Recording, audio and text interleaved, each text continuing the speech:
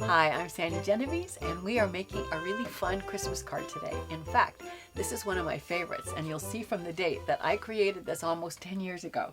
This is what I call an accordion card with windows, and you'll see why when I open it fully, but it says on the first panel, Kiss 2007 Goodbye.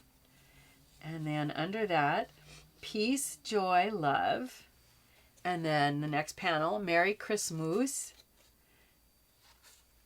Have a tremendous holiday and a heavenly new year. It's just accordion folded, one long strip, or if you only have 12 by 12 paper, I'm going to show you how you can section that to make that work as well. But basically, accordion folded card with these windows that are cut out, and the windows allow you to suspend the embellishments so they look a little bit like they're just kind of hanging or dangling, which is something that I love. Obviously, this was something I made almost 10 years ago, and I'm still using it. I love it so much. Although we're going to make some things differently just because I want you to see how easy it is to change things up. And if you don't have the exact same, sometimes it's a die cut, sometimes I just hand cut it, sometimes it's a custom die that I had made for my own Christmas card. It won't matter. You'll see how it is to change from what I've got here to a few alterations, and then you can make your own changes. You want to start first with the background paper. Now, if you go to Michael's, Hobby Lobby, Joann's, go to the art section. Every Michael store that I've been in, and I've been in lots and lots and lots of them across the country, they have beautiful Canson paper, and it is in 25 or 26 inch by 19.5 inch master sheets, huge. You can then cut them into these long shapes that we're going to use for this card. This one, my dimensions, it's 6.5 wide, and the length of my long piece is 25 inches because I have 5 panels, and each of the panels are 5 inches each.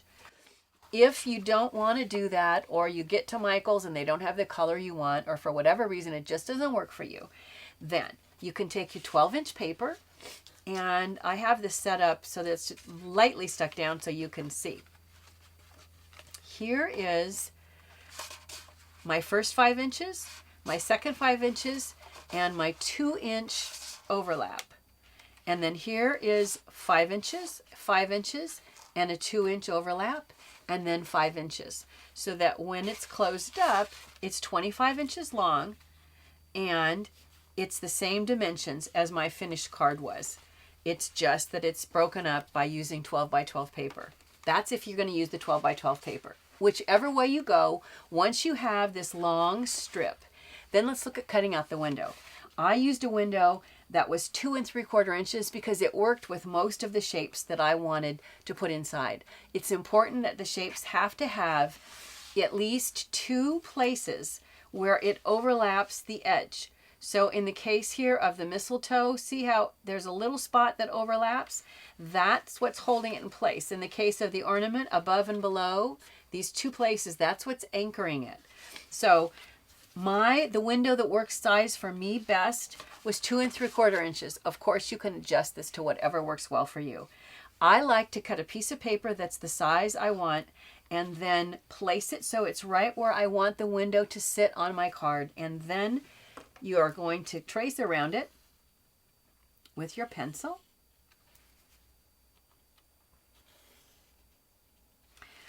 And then I'll take this off. You're going to cut this out. Once this is cut out, you just lay it back down. You trace inside the opening. It will give you the square again. Cut that one out. Trace around it. You'll keep doing that so that you'll have all of those squares perfectly aligned, stacked. If you happen to have a die cut, that's a square that's 2 3/4 inches or whatever size square you want to use, you can die cut the whole stack at one time. So once you have it cut out and you have all the window openings, now it's time for embellishments. Now I'm doing mine a little bit differently because every time I gave this card to somebody, I noticed they always opened it backwards. I designed it so that it goes like this, but almost everybody I know expects to open a card like this. So I'm going to do the one with you today so it doesn't go this way, but it opens this way. So here is the blank card ready for all the embellishments, and I have it set up so that this first one is going to open like you would expect a card or a book to open. My first message said to kiss this, in this year it would be kiss 2015 goodbye. So I'm going to take, and this is what I'm using to create the look of mistletoe. This is a die, and the die cut actually has pointed ends. It's a Tim Holtz design, and it is called Garden Greens. It has a longer stem, and it has pointy so that it looks really like leaves, but when you round them off and you add the berries, it really looks to me a lot like creating mistletoe. So I only need to put adhesive on the places where it's going to overlap, so I can see really pretty much on the tips. So I'm going to turn it over and place adhesive on each of those sections that are going to overlap the corners of the card. And I'm going to turn this facing me just for a minute because it's easier for me to tell when something looks good or is straight. Oddly enough, it has to be right side up for it to make sense to me. So now I'm going to press down on my adhesive, and you can see how you've created that first embellishment. This is just taking 1/4 inch, the little berries, they're 1/4 inch hole punches. I've got them stuck on a little post-it note so that the sticky part of the note is going to hold them in place while I roll my adhesive over the top. Now I've created some that are green. Yeah, that's a green one. And some that are white. So if I turn this back over, you'll see some of these are green, some of these are white, but that was what I used to create the little berries. Now, this page is going to be seen, the front page is going to be seen both from this side and from this side. So I want to add the same decoration to this page. So I'm going to tuck this back to the other side. And I'm going to take a matching shape. Because it's been die cut, it should align perfectly. And I'm going to put adhesive so that it will just sit right on top of the one that's already down there. Of course, I picked the most intricate shape with the most kind of legs and arms to make it the most clumsy, to try to align it perfectly right over the top. But that's the beauty of die cuts, is they're going to match up perfectly. The only thing that might be a little different is, remember, I cut off the edges to make it look more like mistletoe. But I'm going to just hold it up in the air until I can tell that I have everything looking like it aligns pretty well. And then I'm just going to press down. And any place where I can see that I have those berries, I'm just going to go back on this flip side and do the same thing. I'm not going to stop to add all of these layers, but I normally would. I would go back and cover all of the berries so that you have a really nice looking design from both sides, from this side and from this side.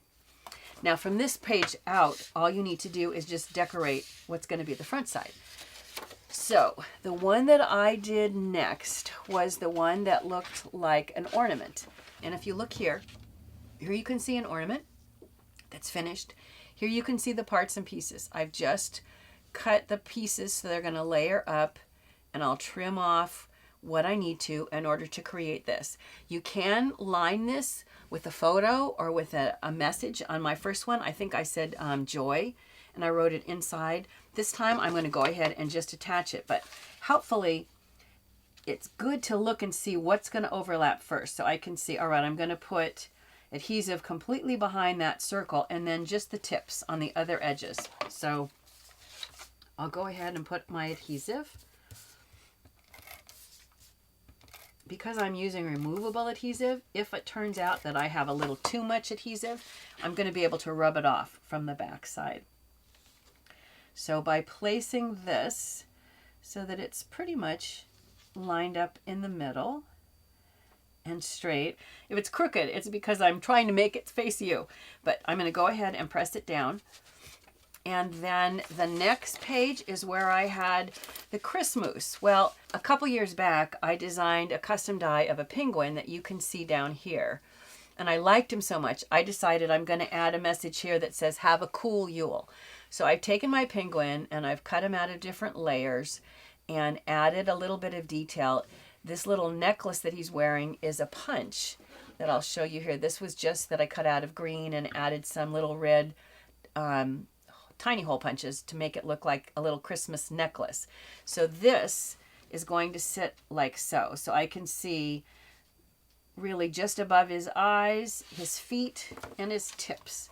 So I'm adding adhesive to all the places where he's going to overlap the edges of the window. Once again, because this is removable adhesive, I can be a little more generous because I can always go back later from the back side and rub off any extra adhesive. Fasten him down in his little window. And you know what? I'm realizing it's so nice to have it be removable.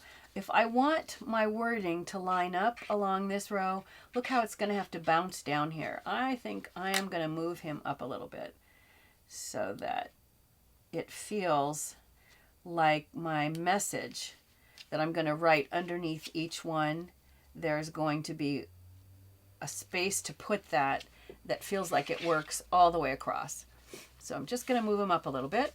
The next one is to have a Tree-mendous holiday. So I can see that actually the sides aren't going to touch, just the star and the trunk.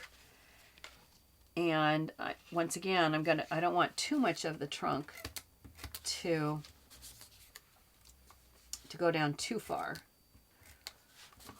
So I will place this like so. And then the final window is going to be the angel. And if you look back here, you can see this was another die that I had custom made, and I have the face separate so that I set it on top and I can use a deeper color. And then I've just taken a red marker and gone back and colored in the star and colored in the feet. And let's see where this overlaps. Oh, let's use the one that's decorated though. So basically the star and the feet are going to attach. So you can see some of the die cuts or the hand cuts or, you know, whatever embellishments that you're using. Sometimes it's the sides that attach. Sometimes it's the top and bottom that attach. But I just think it's fun to have it look like it's kind of floating in the window. So once you have the embellishments fully decorated, it's just really, now you're down to the really fun part where you're just going to add them into all of the parts of the card like so.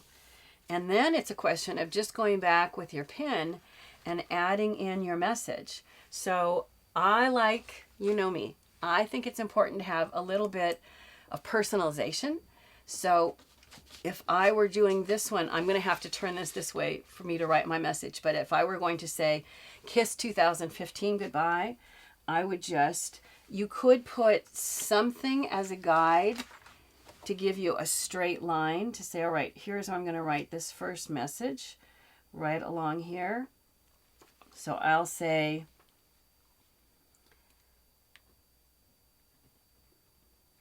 kiss 2015.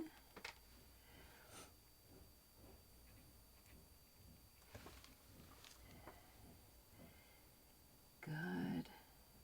Gonna have to move this to get my Y.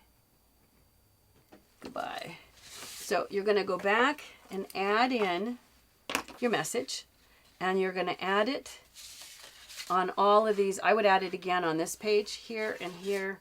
In fact, because I switched it, I don't know, I might put something else here, some other message, and start with the Kiss 2015 on all the insides, so that when you go back and you look at my finished one,